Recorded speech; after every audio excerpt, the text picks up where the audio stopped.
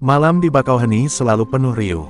Suara mesin kapal feri yang baru merapat bercampur dengan teriakan calo tiket, pedagang asongan, dan deru truk-truk besar yang mengantri masuk ke lambung kapal. Namun di tengah keramaian itu, ada satu sosok yang membuat orang-orang menunduk ketika ia lewat. Sosok berjaket kulit lusuh, berwajah penuh bekas luka, dan tatapan mata dingin yang tak pernah beranjak dari siapapun yang berani menatap balik. Dialah Jamal, preman yang menguasai dermaga ini. Jamal bukan sekadar preman biasa. Ia ibarat bayangan yang menempel di setiap sudut terminal. Sopir truk rela menyisihkan beberapa lembar uang receh agar bisa lewat tanpa masalah. Pedagang asongan memilih berjualan di jalur lain ketika melihat siluet tubuh tegapnya. Bahkan polisi pelabuhan pura-pura tidak melihat ketika Jamal merokok di area terlarang, seakan mereka tahu lebih baik tidak ikut campur urusan pria itu. Malam itu, Jamal berdiri di tepi dermaga, mengamati kapal yang baru saja menurunkan penumpang. Lampu-lampu kuning pelabuhan memantulkan bayangan panjang tubuhnya di atas air laut yang bergelombang pelan. Dari balik asap rokok yang mengepul, matanya mengawasi setiap gerakan. Sesekali, ia meneguk kopi hitam dari gelas plastik, seakan menikmati hiruk-pikuk yang hanya baginya terasa sunyi. "Bang, udah setor," seru seorang calo muda sambil menyodorkan uang lusuh. Jamal hanya melirik sebentar, lalu menyimpan uang itu ke dalam saku jaketnya. Tak ada ucapan terima kasih, hanya anggukan dingin yang cukup untuk membuat calo itu menyingkir cepat-cepat. Bagi Jamal, kata-kata adalah hal yang mahal. Semua sudah cukup dengan tatapan matanya. Namun, di balik sosok garangnya, ada kegelisahan yang tak pernah benar-benar hilang. Setiap kali angin laut malam bertiup, Jamal seakan mendengar bisikan, suara samar jeritan lama yang tak pernah berhenti menghantuinya. Tatapan matanya yang kosong menyimpan beban masa lalu yang hanya ia sendiri yang tahu, masa lalu sebagai seorang pembunuh berantai yang kini terkubur rapat di balik identitas barunya. Tiba-tiba, sebuah kapal klakson panjang, membuat Jamal tersentak. Sesaat ia memejamkan mata, ingatannya melayang pada wajah-wajah korban yang dulu pernah ia habisi. Darah, jeritan, dan bayangan tubuh tak bernyawa. Ia menghembuskan asap rokok panjang, berusaha mengusir bayangan itu. Tapi, semakin keras ia mencoba melupakan, semakin jelas suara-suara itu bergema di telinganya. Seorang preman muda dari kelompoknya mendekat, membawa kabar bahwa ada sopir truk yang menolak membayar uang keamanan. Jamal berbalik, tatapannya dingin menusuk. Dengan langkah berat, ia menuju ke arah parkiran. Orang-orang di sekitar buru-buru memberi jalan. Bagi mereka, malam di pelabuhan ini bukan milik siapapun, kecuali milik Jamal. Namun, dalam hati Jamal sendiri, malam itu adalah milik masa lalunya. Setiap langkah kakinya terasa berat, seakan dermaga Bakauheni bukan hanya pelabuhan, melainkan panggung tempat bayangan-bayangan kelam menunggu giliran untuk kembali menuntut darah. Hujan turun pelan di pelabuhan malam itu, membasahi jaket lusuh Jamal. Setelah mengurus sopir truk yang membandel, ia kembali duduk di bangku kayu reyot di warung kopi tepi dermaga. Dari balik kepulan asap rokok, matanya kosong menatap laut gelap. Setiap kali hujan turun, pikirannya selalu terbawa jauh ke masa lalu, masa di mana ia bukan sekadar preman, melainkan pembunuh yang ditakuti. Dulu, Jamal bukan siapa-siapa. Ia tumbuh di jalanan Lampung, anak yatim yang ditinggalkan tanpa arah. Hidupnya keras, dan kekerasan menjadi bahasa satu-satunya yang ia pahami. Namun ketika pertama kali ia membunuh, sesuatu dalam dirinya terbuka, sebuah kesunyian aneh yang membuatnya merasa berkuasa. Ia mulai memburu korban dengan cara brutal, meninggalkan tanda khas di setiap tubuh yang ia habisi. Di balik semua itu, ia merasa dunia akhirnya memperhatikannya. Namun, kekuasaan gelap itu hancur ketika tragedi menimpa keluarganya sendiri. Adiknya, satu-satunya orang yang ia sayangi, ditemukan tewas karena salah sasaran dalam dunia kriminal yang ia bangun. Saat menatap jasad adiknya, Jamal merasa seluruh darah yang ia tumpahkan berbalik menelan dirinya. Sejak saat itu, ia menghilang. Bakauheni menjadi tempat pelarian, pelabuhan yang baginya adalah tempat persembunyian sekaligus penjara. Di balik kerasnya sikapnya sebagai preman, Jamal selalu dihantui rasa bersalah. Kadang, ia melihat wajah adiknya dalam mimpi, berlumuran darah, menatapnya tanpa kata. Setiap kali ia bangun, tubuhnya basah oleh keringat, dan dunia terasa makin sepi. Tidak ada yang tahu siapa dirinya sebenarnya. Orang hanya mengenalnya sebagai preman besar Bakauheni, bukan pembunuh berantai yang pernah membuat kota kecil di Lampung dicekam teror. Malam itu, suara hujan di atap warung kopi semakin deras. Seorang penjual kopi tua menyodorkan segelas panas kepadanya, tapi Jamal hanya menatapnya lama. Sosok-sosok sederhana seperti itu membuat Jamal semakin sadar betapa jauh ia tersesat. Ia ingin sekali hidup normal, hanya jadi orang kecil tanpa nama. Namun ia tahu, darah yang pernah ia tumpahkan terlalu banyak untuk bisa ditebus. Ketika ia meneguk kopi itu, sekelebat bayangan masa lalu muncul.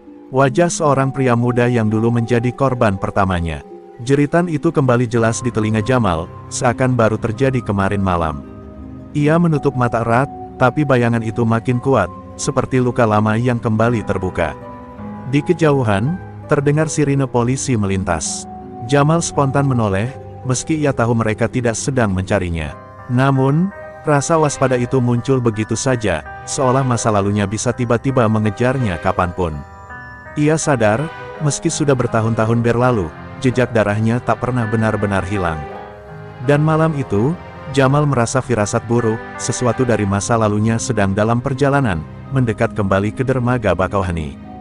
Firasat Jamal malam itu terbukti benar.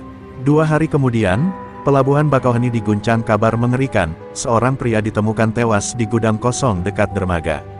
Tubuhnya penuh luka sayatan, dan yang membuat geger, luka itu mirip dengan tanda khas yang dulu selalu ditinggalkan Jamal pada korbannya. Bisik-bisik segera menyebar, polisi mulai bergerak, dan nama Jamal pelan-pelan kembali disebut-sebut. Jamal mendengar kabar itu pertama kali dari seorang preman muda, yang datang tergesa-gesa ke warung kopi tempat ia biasa nongkrong. "Bang, ada mayat, cara matinya aneh. Kayak cara abang dulu," katanya dengan suara gemetar. Seketika darah Jamal berdesir, tangannya yang memegang gelas kopi sedikit bergetar, meski wajahnya tetap datar. Ia hanya mengangguk pelan, tapi dalam dadanya ada badai yang sulit dikendalikan. Malam harinya, Jamal nekat mendatangi gudang kosong itu. Dengan langkah hati-hati ia masuk, ditemani bau amis darah yang masih menempel di udara. Saat lampu senter kecilnya menyorot bekas garis di tubuh korban, Jamal merasa lututnya hampir lemas. Itu bukan kebetulan, luka itu persis seperti tanda tangan miliknya dulu. Seseorang sedang menirunya, atau lebih buruk lagi, seseorang sengaja ingin menjeratnya. Hujan kembali turun ketika Jamal keluar dari gudang. Air menetes dari rambutnya, bercampur dengan keringat dingin. Ia menyalakan rokok, berusaha menenangkan diri. Namun, semakin ia hisap asap itu, semakin ia sadar, masa lalunya yang ia kubur dalam-dalam kini kembali bangkit. Dan lebih parah, ia tidak tahu siapa yang membangkitkannya. Keesokan paginya, polisi pelabuhan mulai memperketat pengawasan. Sopir-sopir truk dan penumpang kapal dicecar pertanyaan. Orang-orang yang dulu takut pada Jamal kini mulai berbisik-bisik, sebagian percaya ia kembali pada kebiasaan lamanya. Beberapa bahkan berani menatapnya dengan kecurigaan. Posisi Jamal sebagai preman besar mulai goyah, bukan karena kehilangan kekuatan, tapi karena bayangan masa lalunya menggerogoti kepercayaan orang-orang. Di warung kopi, Jamal duduk sendiri, mendengar bisikan di sekitarnya.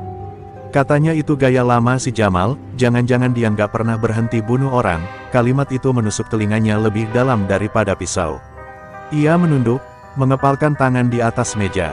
Rasanya dunia ingin memaksanya kembali jadi monster, meski ia sudah berusaha mati-matian lari dari itu. Malam berikutnya, mimpi buruk kembali datang. Jamal melihat dirinya sendiri, berdiri di depan cermin penuh darah.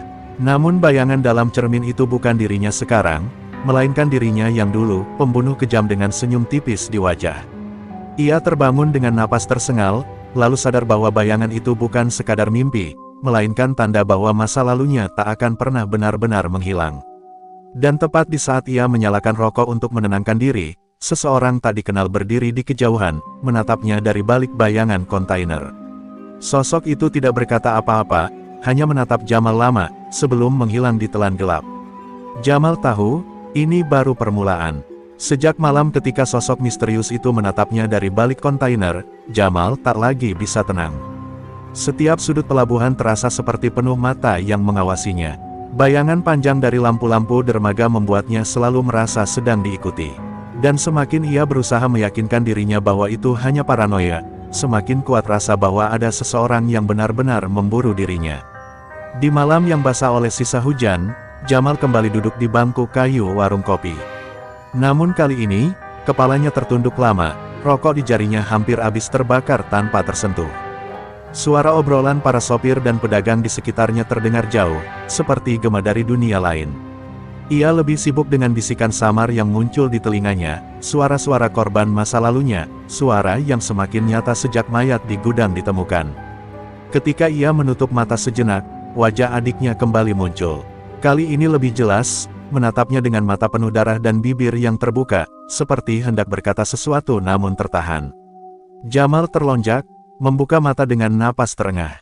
Seorang preman muda di sebelahnya menatap heran, tapi segera pura-pura tak melihat. Semua orang tahu Jamal tidak boleh diganggu ketika ia tenggelam dalam pikirannya. Hari-hari berikutnya, bisikan itu semakin menjadi-jadi. Saat berjalan di dermaga, Jamal merasa ada langkah kaki yang membuntutinya. Saat ia berhenti, langkah itu ikut berhenti. Namun setiap kali ia menoleh, yang terlihat hanya gelap, kontainer, dan air laut yang berkilau di bawah lampu. Rasa waspada itu membuatnya semakin keras terhadap anak buahnya. Beberapa preman muda mulai berbisik, menyebut Jamal sudah goyah.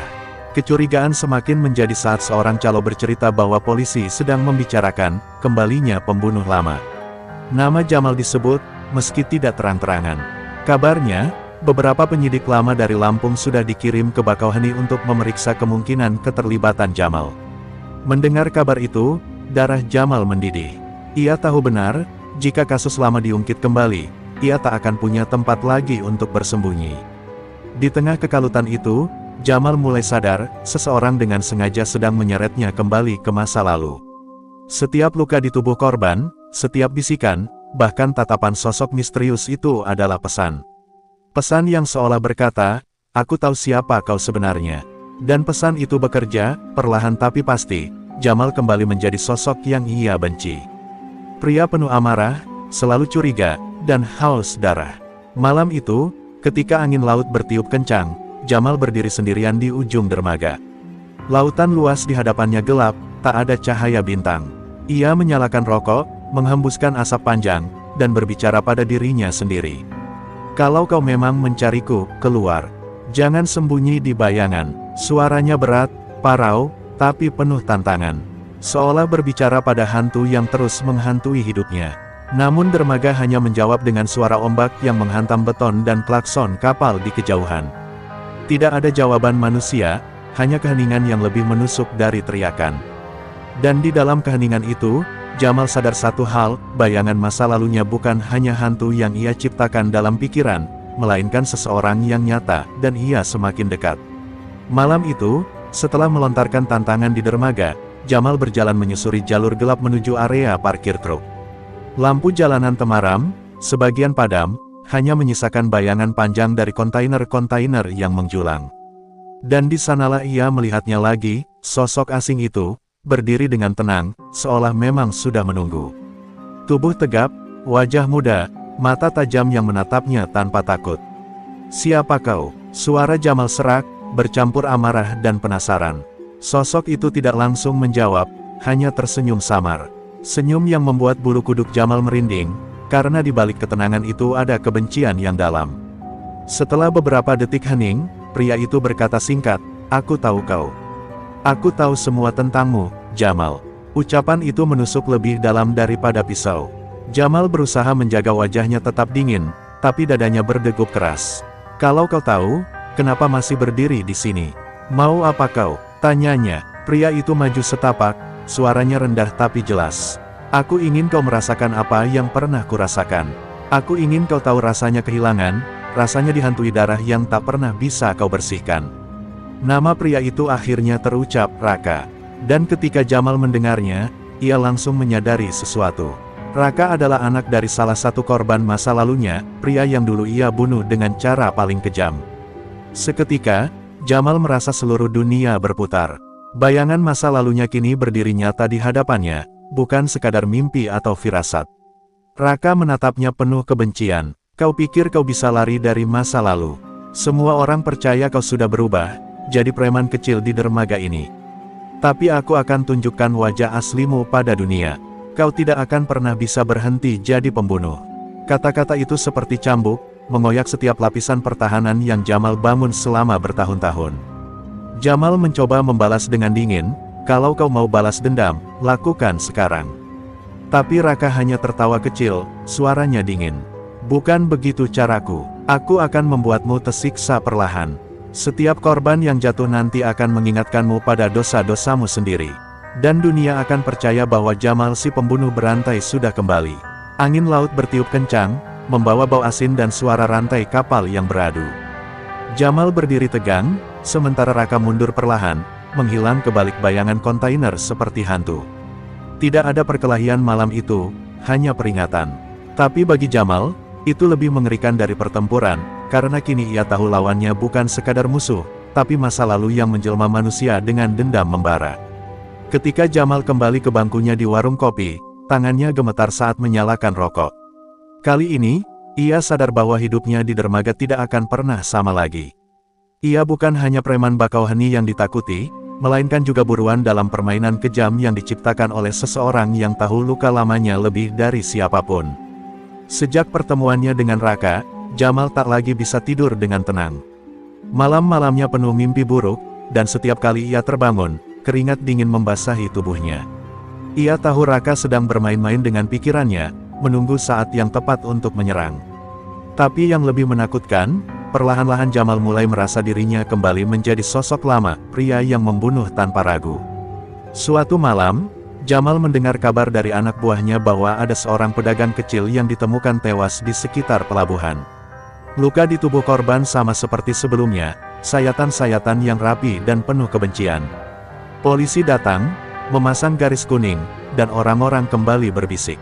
Nama Jamal disebut semakin keras. Bisikan itu seperti racun, membuat Jamal hampir kehilangan kendali.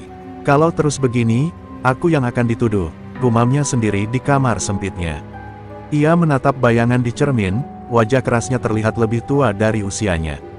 Bekas luka di pipinya terasa berdenyut, seakan mengingatkannya pada masa ketika setiap luka di tubuhnya adalah hadiah dari pertarungan setelah pembunuhan. Jamal mengepalkan tangan, dan di sanalah ia tahu, untuk melawan Raka, ia harus kembali memakai cara lamanya. Malam berikutnya, Jamal bergerak sendirian. Ia mengintimidasi para calo, memaksa mereka bicara tentang siapa yang sering terlihat di pelabuhan akhir-akhir ini. Dengan kekerasan, ia menggali informasi, tak peduli jika wajah para calo lebam atau berdarah. Semakin ia menggali, semakin ia merasa sedang kembali ke jalannya dulu, jalan darah, jalan teror, jalan yang dulu membuatnya dijuluki pembunuh berantai. Beberapa preman muda mulai ketakutan melihat perubahan Jamal. Mereka saling berbisik bahwa bos mereka mungkin benar-benar kembali ke dirinya yang dulu. "Bang Jamal sekarang lebih gila dari biasanya," kata salah seorang dengan nada takut. Namun di sisi lain, ketakutan itu justru kembali menegaskan posisi Jamal sebagai penguasa dermaga. Orang-orang tak berani melawan, meski mereka tahu ada yang salah dengan dirinya. Dalam pencariannya, Jamal mulai menemukan jejak samar. Beberapa saksi menyebut melihat pria muda berjaket gelap sering berkeliaran di sekitar gudang tua sebelum mayat ditemukan. Deskripsinya cocok dengan Raka, namun setiap kali Jamal hampir menangkapnya, Raka selalu berhasil menghilang, meninggalkan tanda-tanda kecil seolah sengaja menggodanya. Hidup Jamal kini hanya satu, berburu. Ia tidak lagi memikirkan setoran, tidak peduli pada sopir-sopir truk, bahkan tak peduli pada uang. Setiap malam ia berkeliaran di dermaga, matanya tajam mengawasi setiap sudut, seperti predator yang mencium bau mangsa. Tapi dalam hatinya, Jamal sadar, semakin ia mengejar Raka, semakin ia kehilangan dirinya sendiri. Ia sudah masuk ke permainan musuhnya, dan ia tak tahu apakah bisa keluar. Dan pada suatu malam, di bawah cahaya rembulan yang muram, Jamal menemukan tanda merah darah di dinding gudang tua. Sebuah pesan tertulis dengan coretan kasar, "Aku akan membuatmu membunuh lagi." Jamal berdiri terpaku, rokok di tangannya jatuh ke tanah. Dalam hatinya, amarah dan ketakutan bercampur menjadi satu. Ia tahu, tarikan balik ke dunia lamanya kini tak bisa lagi ia tolak. Malam itu, dermaga Bakauheni sunyi lebih dari biasanya. Jamal berjalan seorang diri, mengikuti jejak samar yang ia temukan di gudang tua. Angin laut bertiup kencang, membawa bau asin bercampur amis darah yang masih terbayang di hidungnya. Di bawah dermaga, Tempat air laut menghantam tiang-tiang beton, bayangan bergerak cepat.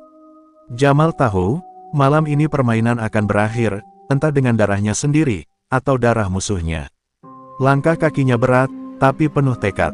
Di tangannya tergenggam pisau lipat tua, benda yang sudah lama ia sembunyikan, benda yang dulu menjadi sahabat setianya dalam setiap pembunuhan. Saat pisau itu terbuka dengan bunyi klik pelan, Jamal merasakan sesuatu dalam dirinya bergetar. Bukan ketakutan, melainkan perasaan lama yang dulu membuatnya candu, sensasi berburu manusia. Tiba-tiba, sebuah suara bergema dari bawah dermaga.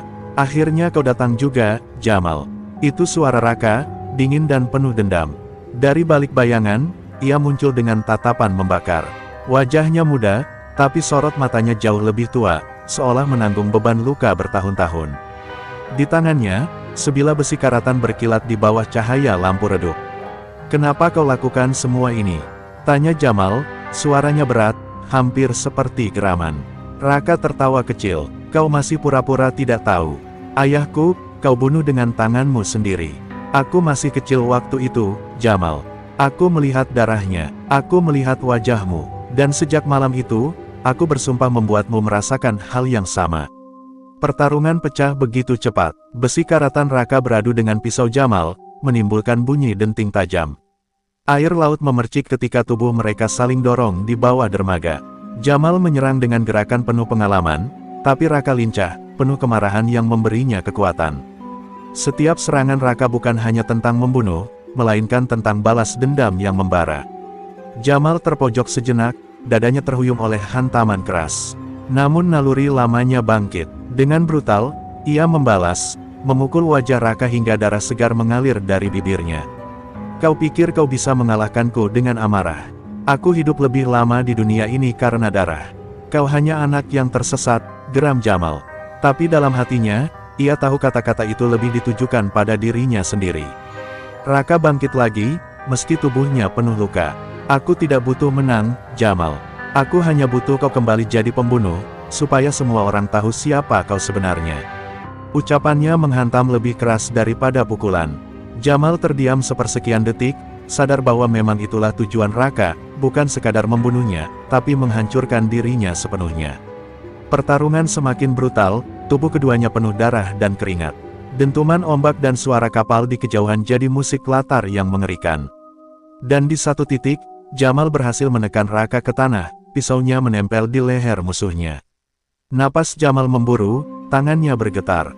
Saat itu, dunia seakan berhenti. Apakah ia akan kembali menjadi monster yang selama ini ia benci, atau mencoba melawan tarikan gelap dalam dirinya?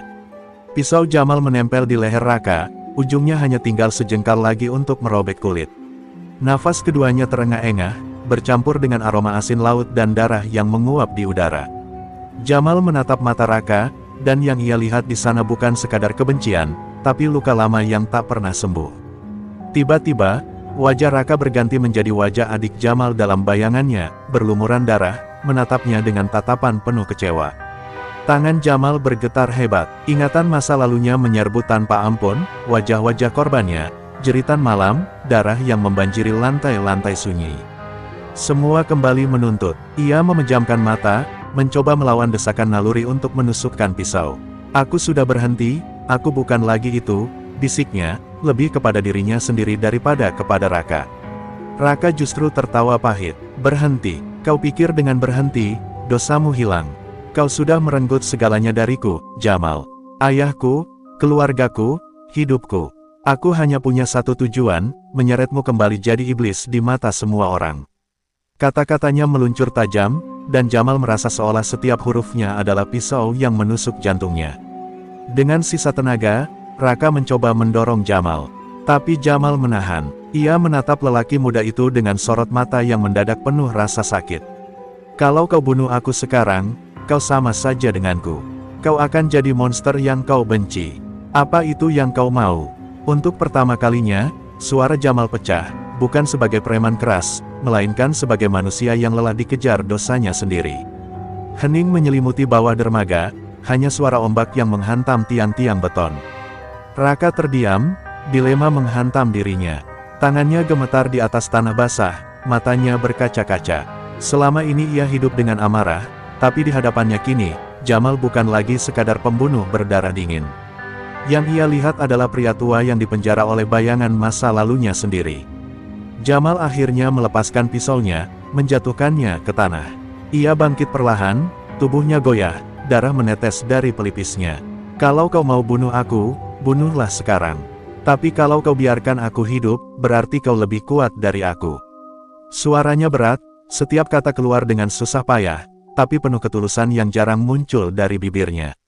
Raka menatap pisau di tanah, lalu menatap Jamal. Matanya masih dipenuhi air mata dan amarah yang belum padam, tapi ia tidak bergerak untuk mengambilnya. Ia hanya berteriak dengan suara pecah, "Kau tidak pantas hidup, Jamal. Kau tidak pantas." Suaranya menggema di bawah dermaga, bercampur dengan suara laut yang murka. Namun tetap, tangannya tak sanggup menusukkan balas dendam yang selama ini ia genggam. Dan malam itu, untuk pertama kalinya, kebenaran terungkap bukan melalui darah, tapi melalui keheningan. Jamal menyadari bahwa masa lalunya tak bisa ia hapus, dan Raka menyadari bahwa balas dendam tidak akan pernah benar-benar menyembuhkan luka. Tapi keduanya juga tahu, ini belum berakhir. Yang terungkap malam itu hanyalah inti dari luka mereka, dan luka itu masih terbuka lebar, menunggu darah baru untuk menutupinya. Setelah malam penuh luka di bawah dermaga itu, kabar tentang Jamal dan perkelahian misteriusnya segera menyebar. Orang-orang bilang Jamal sudah benar-benar kembali ke masa lalunya, bahwa darah akan kembali membanjiri Bakauheni. Bisikan itu bukan hanya menakutkan penumpang dan sopir truk, tapi juga memancing geng-geng preman lain yang selama ini menunggu kesempatan merebut tahta Jamal. Mereka melihat Jamal mulai rapuh, dan malam itu, mereka datang untuk menguji kekuasaan. Langit mendung berat ketika sekelompok preman bersenjata kayu dan besi masuk ke area parkir pelabuhan. Mereka meneriakkan nama Jamal, menantangnya keluar. "Hari ini dermaga bukan lagi milikmu, Jamal. Waktunya kau turun." Suara itu bergema, memancing keributan. Sopir-sopir truk menutup pintu kendaraan mereka, pedagang asongan kabur terbirit-birit. Malam itu, pelabuhan berubah jadi medan perang. Jamal keluar dari kegelapan, langkahnya berat tapi mantap. Wajahnya penuh luka sisa pertarungan dengan Raka, darah kering masih melekat di pipinya. Ia tidak membawa senjata, hanya genggaman tinjunya. Tatapannya dingin, membuat kerumunan mundur sejenak. "Kalian pikir aku jatuh? Kalian pikir aku lemah? Dermaga ini berdiri di atas darahku," katanya parau, tapi setiap kata bagai gemuruh yang memecah malam. Pertarungan pecah begitu cepat, besi beradu dengan kayu, teriakan bercampur dengan dentuman tinju. Jamal melawan dengan ganas, setiap pukulannya bagaikan petir. Tapi jumlah lawan terlalu banyak. Tubuhnya menerima hantaman demi hantaman, darah segar mulai menetes lagi. Meski begitu, Jamal tetap berdiri. Setiap kali ia terhuyung, matanya menyalakan api yang membuat lawan-lawannya gentar. Di tengah kekacauan itu, sirine polisi tiba-tiba meraung. Lampu merah biru menyapu pelabuhan, membuat semua orang panik. Polisi berteriak agar kerumunan bubar, tapi bentrokan terlalu brutal untuk dihentikan begitu saja. Beberapa polisi bahkan terjebak dalam perkelahian, dipukul atau didorong ketika mencoba melerai. Malam itu, hukum tak lagi berwibawa, yang berkuasa hanya darah dan amarah. Raka muncul kembali di kejauhan, berdiri di atas kontainer, menyaksikan keributan dari jauh. Tatapannya penuh kepuasan sekaligus keraguan. Ia melihat Jamal babak belur, tapi masih berdiri, masih bertarung. "Kau memang iblis, Jamal," gumamnya lirih. Namun di hatinya, ia sendiri mulai bingung, apakah ia ingin Jamal mati di tangan orang lain, atau ia sendiri yang harus mengakhirinya. Jamal, meski hampir tumbang, masih sempat meraih leher salah satu lawannya dan menjatuhkannya ke tanah. "Kau mau dermaga ini? Ambil mayatku dulu," teriaknya dengan suara parau yang menggetarkan semua orang. Sorot matanya liar, hampir tak lagi bisa dibedakan dengan Jamal si pembunuh berantai dulu. Semua yang melihatnya malam itu mengerti, preman Bakauheni bukan sekadar manusia, ia adalah legenda yang hidup di atas luka. Dan ketika polisi akhirnya berhasil menembakkan gas air mata untuk memecah kerumunan, Jamal berdiri di tengah asap tebal, tubuhnya berdarah-darah, wajahnya hampir tak dikenali. Tapi di balik asap itu, ia tersenyum samar, senyum yang membuat semua orang merinding. Malam itu, api dan darah menjadi saksi bahwa legenda Jamal belum padam. Ia masih ada, dan dermaga Bakauheni masih menyimpan bayangannya. Asap gas air mata masih melayang di udara ketika Jamal akhirnya tersungkur di tanah pelabuhan. Tubuhnya penuh luka, darah mengalir dari dahi hingga membasahi bajunya. Polisi berhasil membubarkan kerumunan, sebagian geng preman ditangkap, sebagian lain kabur terbirit-birit. Namun Jamal tetap berdiri terakhir, meski tubuhnya sudah tak lagi kuat. Ia menatap ke arah lampu kapal yang berkilau di kejauhan, seolah menatap ujung perjalanan hidupnya. Tiba-tiba beberapa polisi menyerbu, menodongkan senjata ke arahnya. "Jamal, turunkan senjatamu!" teriak mereka, padahal di tangannya hanya ada pisau lipat tua, penuh bercak darah. Jamal mendongak, menatap para polisi dengan tatapan yang sama dinginnya seperti dulu ketika ia masih menjadi pembunuh. Di balik sorot matanya, tak ada rasa takut, hanya kelelahan yang dalam. Raka masih berdiri di atas kontainer, menyaksikan semuanya. Dadanya sesak melihat Jamal dikerubungi aparat. Inilah kesempatan baginya, ia bisa melihat pria itu dihancurkan oleh hukum, bukan oleh tangannya sendiri. Tapi anehnya, ada sesuatu yang mengganjal. Saat melihat Jamal yang babak belur, terhuyung tapi tetap menegakkan kepala, Raka merasa seolah melihat bayangan dirinya sendiri, seorang pria yang dihantui luka, yang tak pernah benar-benar bisa lepas dari masa lalu. Jamal akhirnya ditangkap, kedua tangannya diborgol, tubuhnya digiring ke dalam mobil polisi. Kerumunan yang tersisa hanya bisa menatap dalam diam. Beberapa berbisik bahwa ini adalah akhir legenda preman Bakauheni. Namun, sebelum masuk ke mobil, Jamal sempat menoleh sekali. Tatapannya menyapu dermaga, lalu berhenti tepat ke arah Raka. Dan di bibirnya, muncul senyum samar, senyum yang entah berarti kemenangan, atau penyerahan. Sepanjang perjalanan, kepala Jamal bersandar pada jendela mobil. Lampu-lampu jalan berkelebat, seperti bayangan yang terus menari di matanya. Ia teringat pada adiknya, pada semua korban yang telah ia habisi, pada darah yang tak mungkin ia hapus. Namun di dalam hatinya, ada rasa lega aneh. Seolah akhirnya ia berhasil keluar dari permainan itu, meski dengan cara yang paling pahit. Raka tetap berdiri lama di dermaga, menatap mobil polisi yang membawa Jamal pergi. Ia tidak tersenyum, tidak juga menangis. Hanya diam, menelan pahitnya kenyataan bahwa balas dendamnya tidak pernah benar-benar terbayar. Karena pada akhirnya, Jamal tidak mati di tangannya, dan luka di hatinya masih tetap terbuka. Pelabuhan Bakauheni kembali tenang setelah malam berdarah itu. Kapal-kapal terus datang dan pergi, sopir-sopir truk kembali bekerja, pedagang asongan kembali menjajakan dagangannya. Namun, setiap kali malam turun, orang-orang masih berbisik tentang Jamal. Tentang preman yang ternyata menyimpan rahasia kelam sebagai pembunuh berantai, tentang darah yang pernah mengalir di dermaga ini, tentang bayangan yang tak pernah hilang. Dan di setiap hembusan angin laut, di balik suara klakson kapal, seolah terdengar gema tawa liris seorang pria yang pernah menguasai pelabuhan dengan darah dan teror. Legenda Jamal, preman Bakauheni, kini bukan hanya cerita, melainkan bayangan yang akan selalu hidup di dermaga itu, bayangan yang tak pernah benar-benar bisa dikubur.